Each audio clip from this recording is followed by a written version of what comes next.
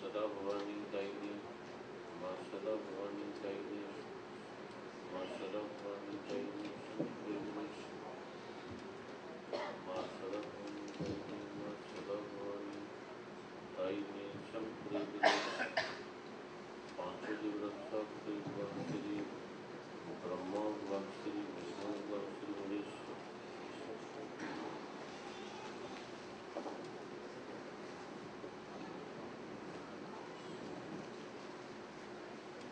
परम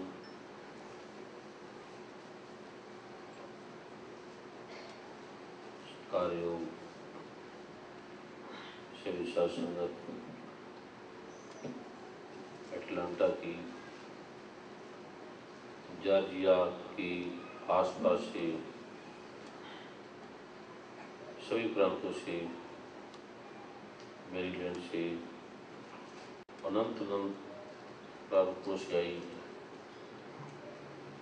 मेरी संगत भक्ति भाव से प्रभु के स्वरूप से प्रभु के श्रीराम से आए सभी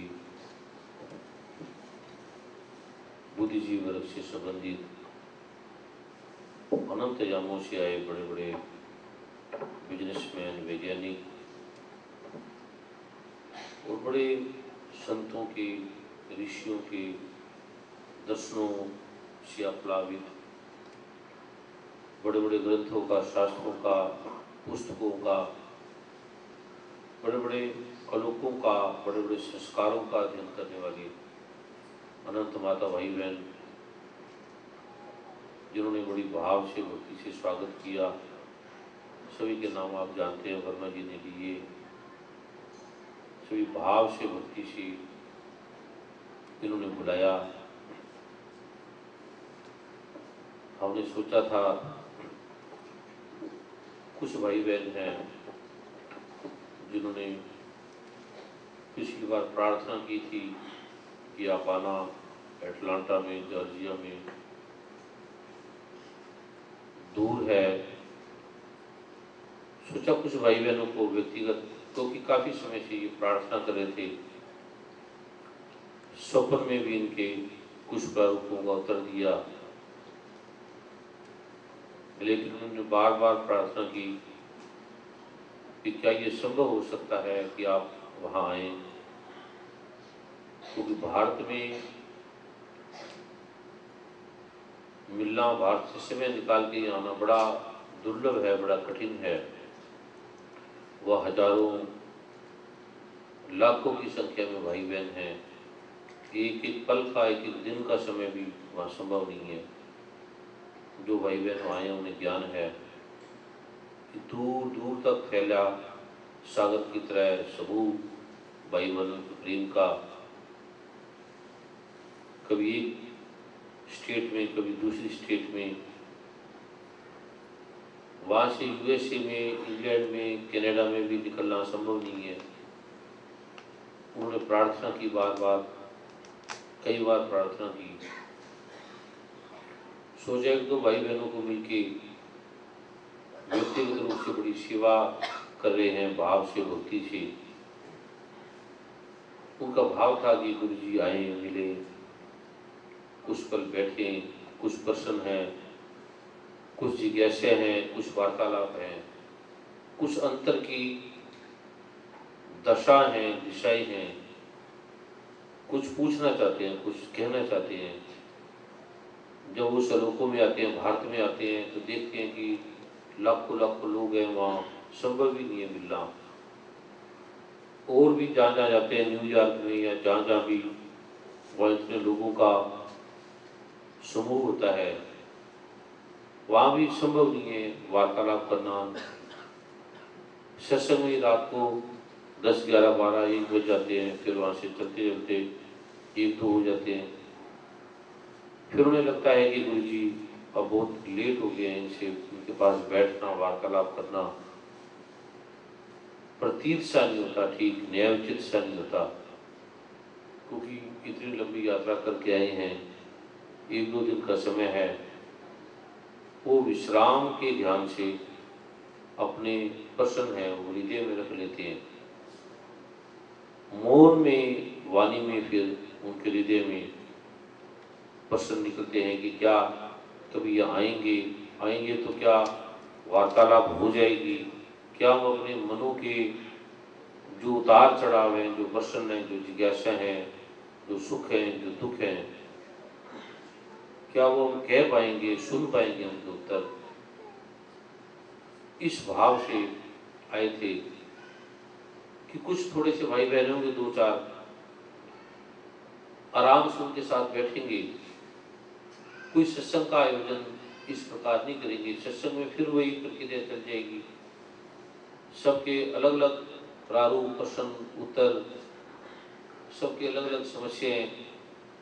उन्हें वर्षों हो गए, जैसे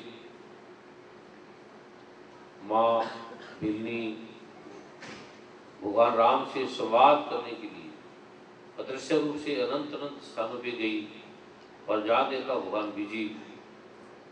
फिर उन्होंने प्रार्थना की कि क्या ऐसा संभव हो सकता है कि मेरी कुटिया, और मैं भी कोई इतनी श्रेष्ठ नहीं हूँ, इतना कोई भी नहीं हूँ, कुटिया सी है मेरी, और मेरे पास खाने के लिए भी ऐसा कुछ नहीं है जैसे बड़े बड़े राजाओं के पास, बड़े बड़े लोगों के पास, बड़े बड़े ऋषियों के पास उनके बड़े बड़े आश्रम हैं।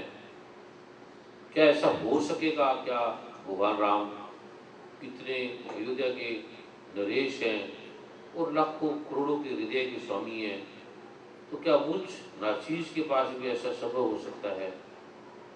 और मेरे पास तो है भी कुछ नहीं, खाने के लिए भी कुछ नहीं है, क्योंकि धन भी नहीं है, तो क्या ऐसा संभव होगा? एक याद, एक भाव हृदय में लिए हुए प्रार्थना करती थी। भगवान जहाँ जाते थे अनंत ऋषि मुनि होते थे, कथाएं होती थी, ऋषियों के प्रश्न भी होते थे जो गुप्त थे, मौन थे, और कई भगवान ऋषि मुनियों के पास भी जाते थे, क्योंकि ऋषि मुनियों को लगता था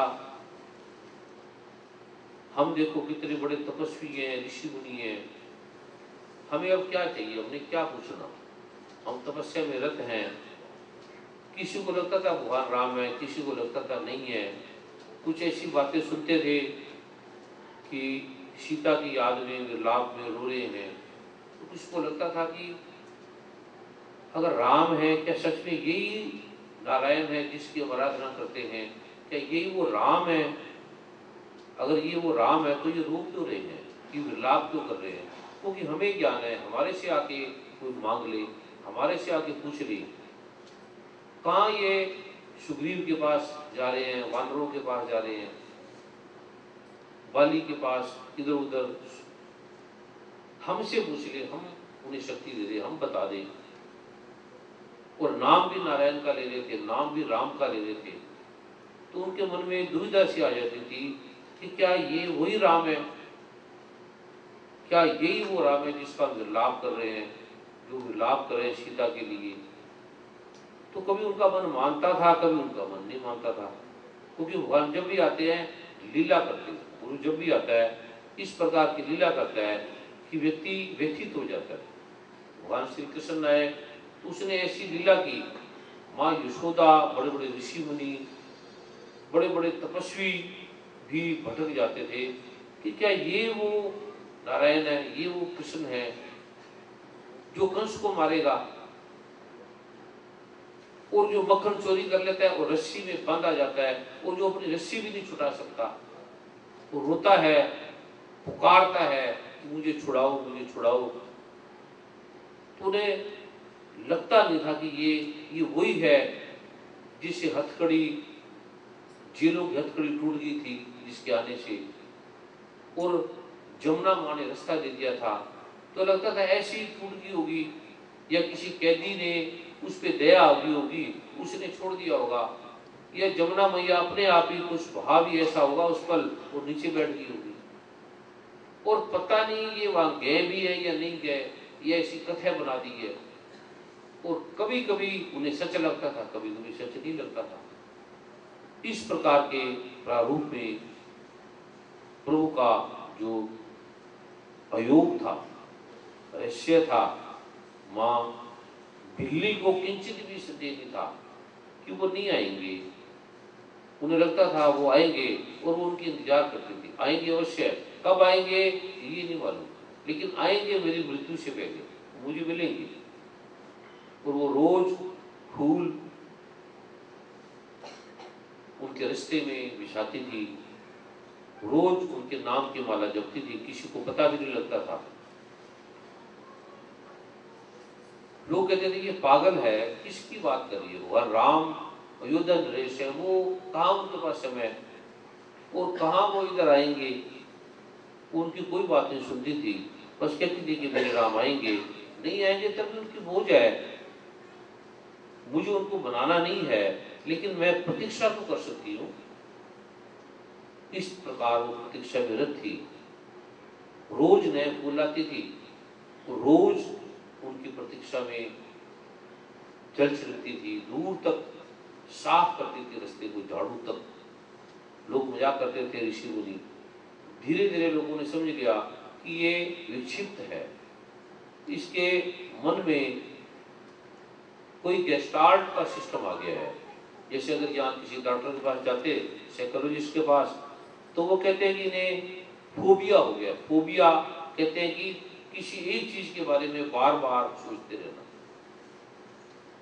या जैसे किसी को जॉन्डिस हो जाता है, उन्हें सब कुछ पीला दिखाई देता है, इसका बिल्कुल बढ़ गया होगा, या ब्रेन में कुछ ऐसे सेल वो काम नहीं कर रहे, तो इन्हें फोबिया हो गया।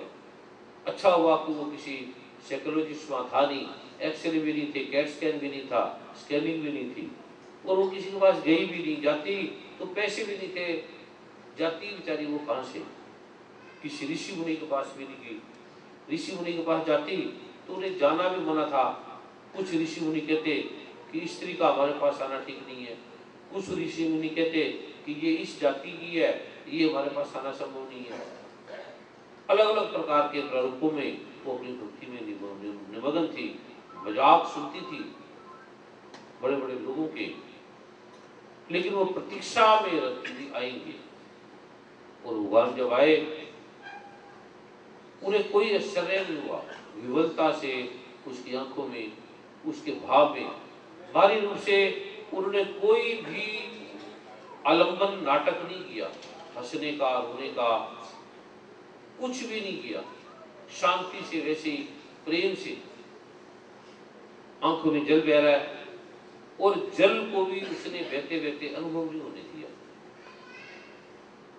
भगवान राम देख रहे थे उसकी आंखों को, वो शांत थी, और कोई भी ऐसा आक्रोश, कोई भी ऐसा विलाप, कोई भी विवलता, कोई भी किसी प्रकार का आलंबन आडंबर उसके चेहरे से नजर नहीं आया। शांत है, जैसे उन्हें पता था ये आने वाले हैं और ये प्रतीक्षा कर रही है। भगवान राम आए तो उनकी आंखों से जल बहने लगा, और नीर से, लोटा पानी की तरह, नलके की तरह उनके जल से भगवान के चरणों को उन्होंने धुआ। भगवान भी बैठे उसी भाव में, कोई भी किसी प्रकार का उन्होंने अपने चेहरे पे भाव नहीं किया कि वो भी उस प्रेम में व्याकुल है जिस प्रेम में ये मेरी प्रतीक्षा कर रही है। उसी प्रकार वो शांति से बैठे रहे। वो जल, आंखों के जल से कोई भगवान ने उसे विशेष पुरस्कार नहीं दिया। जैसे केवल धो रहे थे गंगा जल से, हनुमान भी धो रहे थे और वो भी धो रही थी। भगवान अपनी मस्ती में थे, अपने भाव में थे। तो ये अकेले का प्रारूप था। फिर उसने जो नवदा भक्ति जो आज सारे विश्व में आपको देख रहे हैं,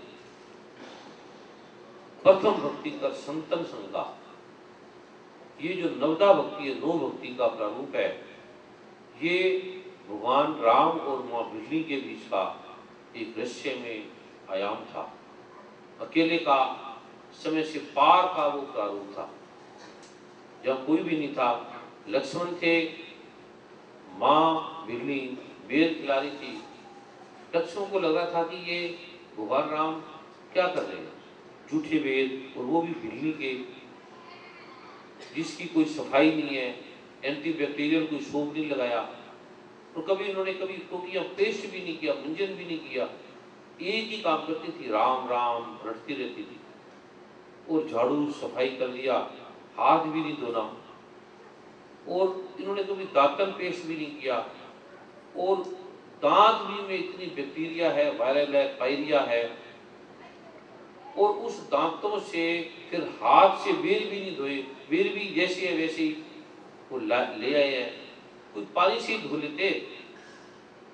यहाँ के अगर मेडिकल डॉक्टर होते भगवान राम के साथ, तो पहले बेरों को टेस्ट करते, फिर उसके हाथों को देखता था, एंटीबैक्टीरियल लोशन से धुलाते, फिर कोई टॉवल होता उसे साफ करते, फिर बैठने का आसन ऐसा होता, फिर बिल्ली का अल्ट्रा स्कैनिंग करते, टेस्ट करते कि इसकी दांतों में है क्या। पहली बार दांतों से काटने नहीं देना था, कहने लगा बेर रख दो, हम एंटीसेप्टिक लोशन से धोएंगे, फिर पानी से धोएंगे, फिर हम भगवान राम को अपने आप टेस्ट करेंगे, कौन कौन से बेर अच्छे हैं वो खिला देंगे। ऐसा तो प्रारूप तो था नहीं।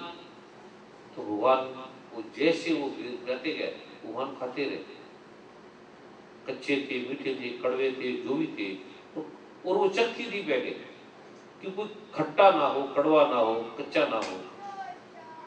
वो काटती थी, चूसती थी उसे, और जो मीठा लगता था वो भगवान राम को दे देती थी। लक्ष्मण को क्रोध भी आता था, विष में भी था, कहते थे भगवान को क्या हो गया। एक तो बिल्ली जिसके पास कोई ऋषि मुनि नहीं आता, और एक इसके घर में आके बैठ जाना, जल पी लेना, जल भी कोई नहीं पीता था। और ये जल तो बहुत दूर की बात है, जूठे बेर खा रहे हैं, और वो भी देख नहीं रहे। भगवान राम ने कहा लक्ष्मण बोल रहे, ये बड़ा मजा आ रहा है, तुम ही खा लो। लक्ष्मण के लगा मन में भी ये तुम ही खाओ, और जो उसकी हर बात जीने मरने के लिए, तुम जैसा करोगे मैं वैसा करूंगा, तुम जैसा कहोगे मैं वैसा करूंगा। जो ये प्रतिज्ञा लेके चला था कि मुझे मरने के लिए भी कहेंगे तो मैं मर जाऊंगा, वो मरना तो वो दूर की बात है, जूठा बेर भी नहीं खा पाया। भगवान ने दिया, लक्ष्मण फेंकते चले जाते थे। भगवान फिर कहते कि लक्ष्मण कैसे लग रहे हैं, भगवान मीठे लग रहे हैं। तो एक बेर भगवान ने खट्टा दिया जानबूझ, ऐसा बेर था, बिल्ली इतनी मस्त होगी प्रेम में, उसको खट्टा बेर भी मीठा लगने लगा। तो भगवान ने चखा, खट्टा बेर महा कड़वा, भगवान ने उसे खाया, बड़े प्रेम से खाया। फिर वो लक्ष्मण को दिया कि लक्ष्मण ये बताओ इसका टेस्ट कैसा है। ऐसा बेर मैंने अभी तक इन बेरों में नहीं खाया जो कभी खाए हैं, तू मुझे बता। लक्ष्मण ने चखना तो वो दूर की बात है, पीछे खड़े थे, तो फेंक दिया। कहते भगवान अच्छे हैं, मीठे हैं, जैसे पहले थे वैसे ही है। अब भगवान ने समझ लिया ये खाई नहीं रहा, क्योंकि ये तो खट्टा था। अगर खट्टा होता तो एकदम चिल्लाता कि ये बेर है, ये जहर है। भगवान ने देखा, खाते रहे प्रेम से। सोचा ये जो प्रारूप है आपकी भक्ति का, जैसे माँ बिल्ली में भक्ति थी, प्रेम था, जैसे भगवान राम के अंदर वो शक्ति का, भक्ति का प्रारूप था, ऐसी आपकी जो भक्ति है।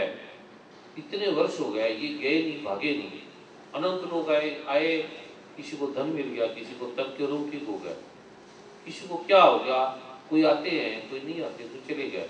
तो ये अभी तक गए क्यों नहीं, इतने साल हो गए, मैं इंतजार में हूं कि ये अभी तक चल क्यों रहे हैं साथ। गुरु जब भी एक प्रारूप करता है भक्ति का, तो वो आयोजन करता है कि ये लोग चले जाए, सब भाग जाए, जिसको धन चाहिए धन ले जाए, तन के रोगों से मुक्ति चाहते हैं वो ले जाएं।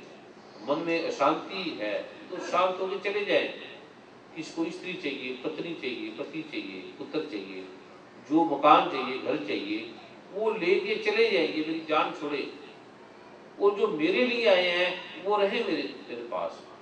और जो भगवान राम के साथ रहते थे, भगवान राम के लिए, भगवान राम उन्हें कुछ नहीं देता था, वाक्यों को दे देता था, तो लोग आते थे चले जाते थे। अनंत लोग मिले, लाखों, सदगुरु नानक को, भगवान राम को, भगवान श्री कृष्ण को अनंत लोग मिले।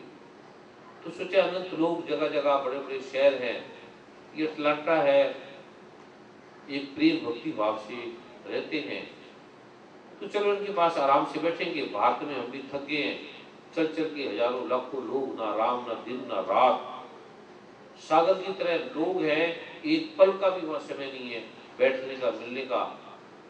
चलो इसी बहाने आराम करेंगे, बैठ लेंगे 2 दिन, उनके मन में जो भाव होंगे वो सुन लेंगे और सुन के उनका समाधान कर देंगे जो प्रभु कृपा से हो पाया। सोचा 2-4 भाई बहन होंगे, मैं भी आराम से बैठा था, छोटानी साहब, गुरु माँ बैठे थे, वो कह रहे गुरु जी समय है, 2 बजे 4 बजे सत्संग का समय हो गया है। तो मैंने कहा 2-4 भाई बहने उनसे वार्तालाप करनी है, और बाकी तो इस प्रकार से प्रार्थना भी नहीं की गई कि बाकी इतने सारे लोग आए। 5-10 आ जाए बोले, इतना आराम से बैठेंगे, लेकिन आप इतनी बड़ी संख्या में आ गए हैं, ये मुझे देखकर आश्चर्य हुआ है। मैं तो समझा 5-10 जने होंगे और हम आराम से बैठ के बात करेंगे।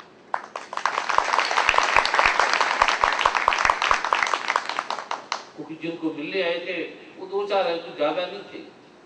अब किसी को धन चाहिए, किसी को तन, किसी को मन, भी उनको दे देंगे, और बाकी हम 5-10 जने बैठेंगे जिन्होंने कभी जीवन में कुछ ऐसी कहा नहीं है। वो आप इतनी बड़ी संख्या में आए हैं, निश्चय ही आपकी ये भक्ति है, आपकी प्रतिभा है, आपका विवेक है, आपकी प्रज्ञा है। प्रभु की कृपा से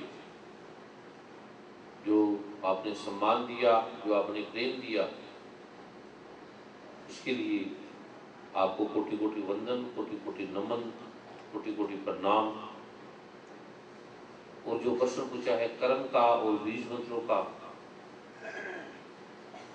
कर्म भगवान ने गीता में कहा है, भगवान ने जो भी कहा है वो अंततो गत्वा भक्ति का ही प्रारूप है। जो व्यक्ति जिनके पास समय नहीं है वो काम करते हैं, बस वो काम को जानते हैं, पाठ का समय नहीं किसी के पास, कोई टाइम, तो आप हमें चलते फिरते कुछ ऐसा बता दो।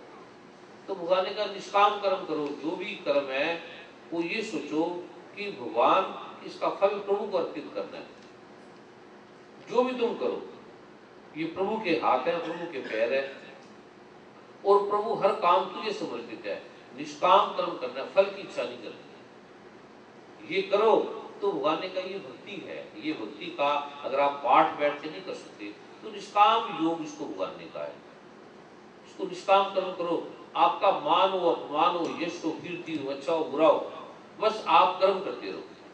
पति है, पत्नी है, बच्चे हैं, बुजुर्ग हैं, अच्छे हैं, बुरे हैं, गरीब हैं, अमीर हैं, आप काम करते रहो बस।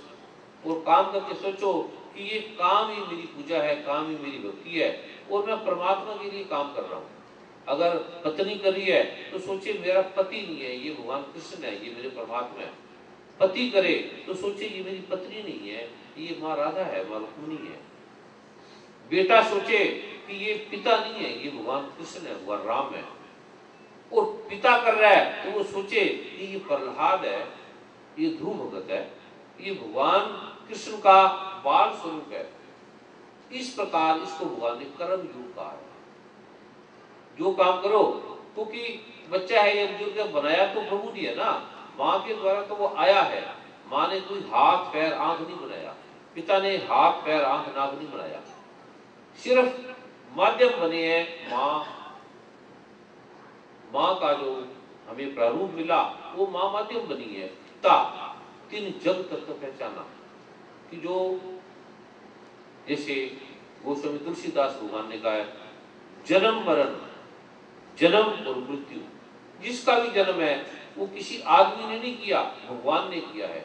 चाहे वो हिंदू है, चाहे वो मुसलमान है, चाहे वो सिख है, ईसाई है, चाहे वो चोर है, चाहे वो डाकू है, चाहे वो बदमाश है, भगवान की मर्जी के बिना यहाँ कोई पैदा नहीं हो सकता। चाहे हमारा शत्रु है, वो भी भगवान ने पैदा किया है। अगर कोई हमारा शत्रु है तो हम अपने शत्रुओं के लिए भी हम शत्रु हैं, वो भी हमें शत्रु मान रहा है, हम भी उन्हें शत्रु मान रहे हैं। अब जैसे बरसात हुई,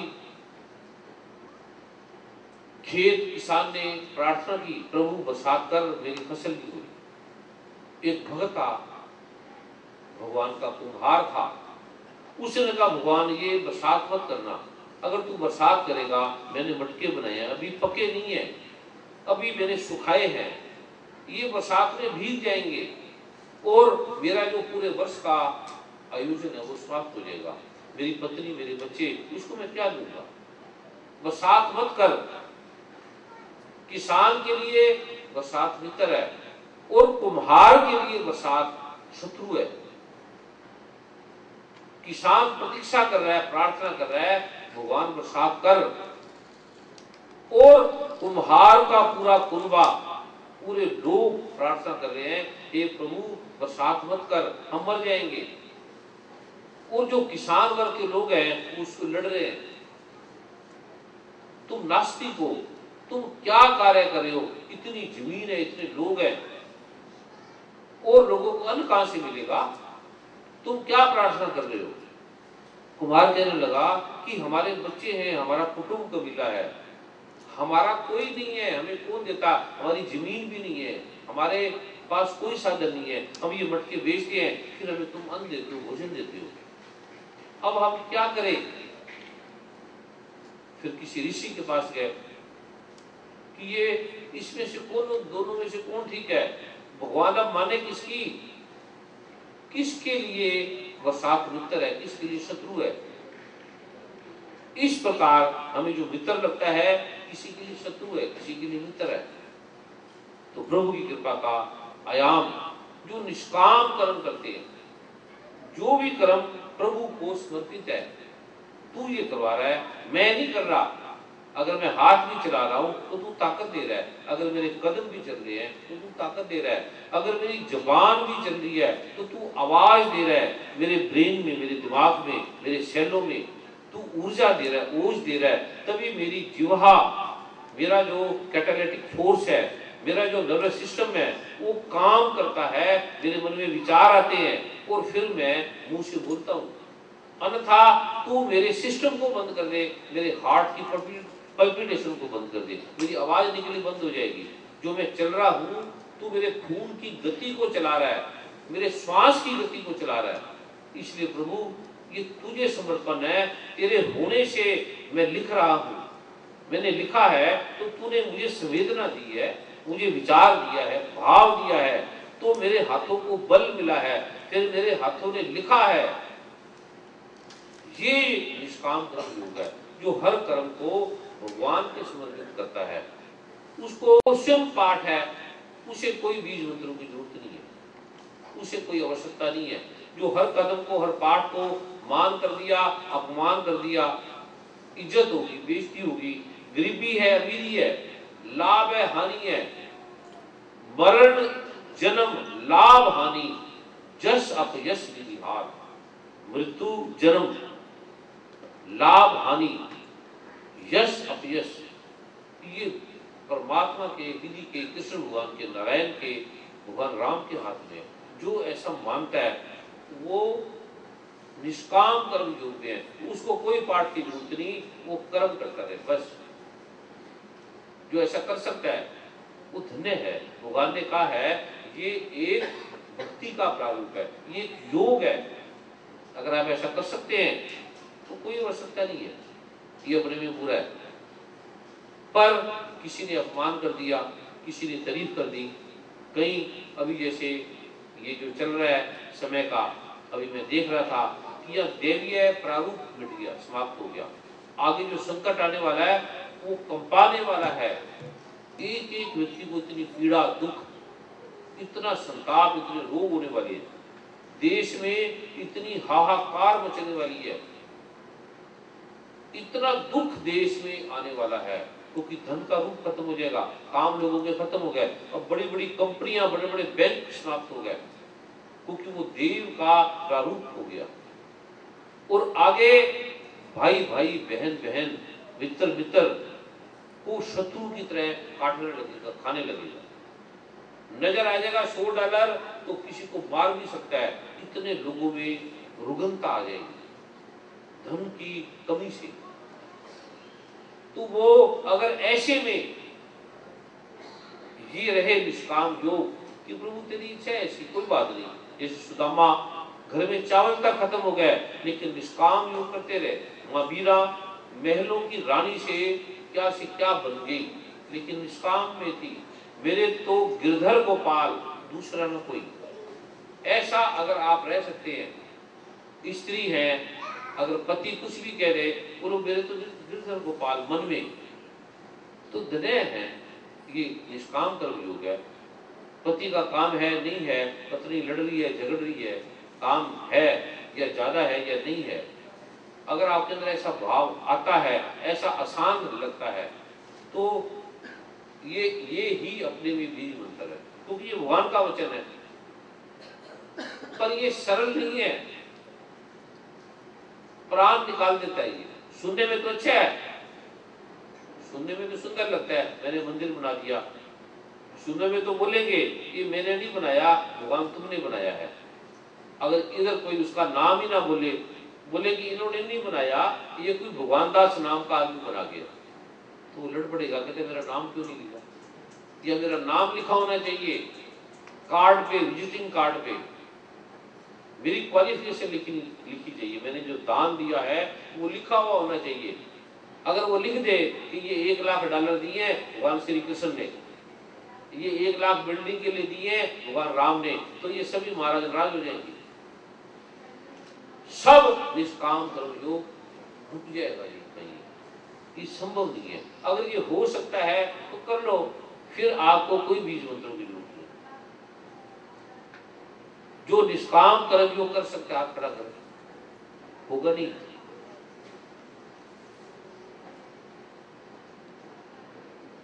पढ़ने में अच्छा लगेगा, कथा में अच्छा लगेगा, होगा नहीं है। इसके लिए गुरु के पास रहना पड़ता है। भगवान श्री कृष्ण, भगवान राम गुरु के साथ रहे वर्षों, भीख मांगते रहे, भीख। राजा होके, ब्रह्मांड के स्वामी होके, हाथ में कटोरा लेके भीख मांगते थे, और कोई देता था, कोई नहीं देता था, कि कोई गाली निकाल देते थे। ऐसा आप कर नहीं सकते।